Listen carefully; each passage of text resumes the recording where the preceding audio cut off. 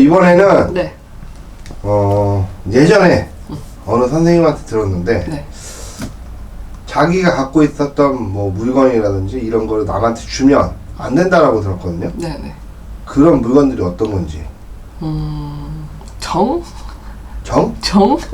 정 왜요? 정 주면 상처만 받더라고요. 좋은 게 아니라 정 주면 돌아오는 게 아니라 상처만 받더라고요. 초코파이를 안 줬어요? 아, 그런가 봐요. 초코파이를 못 줘서 그랬나? 아, 진짜. 마음을 줘서 그랬나 봐. 물건을 줘야 되는데. 어떤 물건이 있어요? 네. 보통 저희가 이런 말이 있어요. 그 집에서 쓰던 칼이라든가 가위 같은 거 있죠. 그런 거를, 그러니까 예를 들어서 엄마 아빠랑 같이 살았어.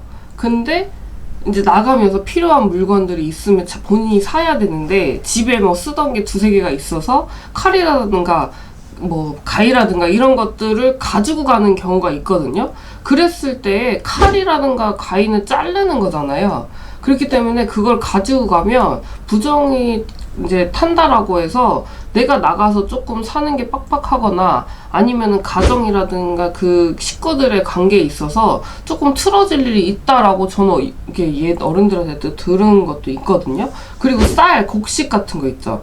옛날은 쌀과 곡식을 제물로 상징을 했잖아요. 그런 것도 함부로 이렇게 뭐 나눠준다라고 해서 저희들은 이제 신당에 있던 쌀들은 뭐 손님들한테도 드리고 좀 어려운 분들한테 좀 챙겨서 드리고 하는 거는 상관없지만 집에 있는 그냥 일반적이신 분들은 쌀은 집에 있는 쌀통에 있던 담아뒀던 쌀을 덜어준다든가 이런 거 있을 때는 재물운을 우리가 나눠준다라고 해서 그런 기운을 갖고 있기 때문에 좀 좋지를 않아요. 차라리 새 걸 사줘요. 그 분한테. 나눠주지 마시고. 또 그리고 뭐 이런 것도 있어요.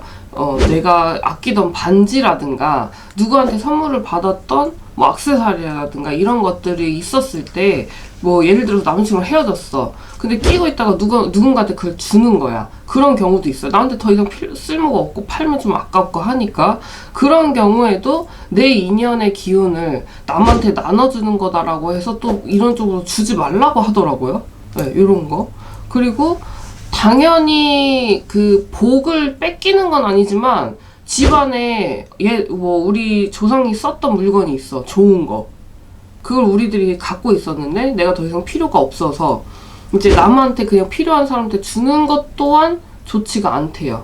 이거는 복을 주는 행동은 아니지만 또 그걸로 인해서 상대방이 더 힘들어질 수도 있으니까 그것도 주시면 안 될 것 같고 내가 예를 들어서 뭐 내가 막 돈을 막 걷어들이는 해가 있잖아요. 그랬을 때 들고 다녔던 가방이라든가 지갑이라든가 이런 것들이 아무리 좋은 명품이라고 해도 그런 것들은 내가 버리지 말고 가지고 계셔야 돼. 왜? 내가 재물복 그런 것도 이제 나눠주는 의미로 해서 그렇게 보면 좋지 않다라고 보여지고 신던 신발이라든가 아니면 내 몫으로 샀어. 근데 한 번밖에 안 신었어. 근데 그게 아까워. 내가 신기엔 좀 그렇고 그랬을 때도 발에 맞는 친구라든가 지인을 주는 경우도 있어요.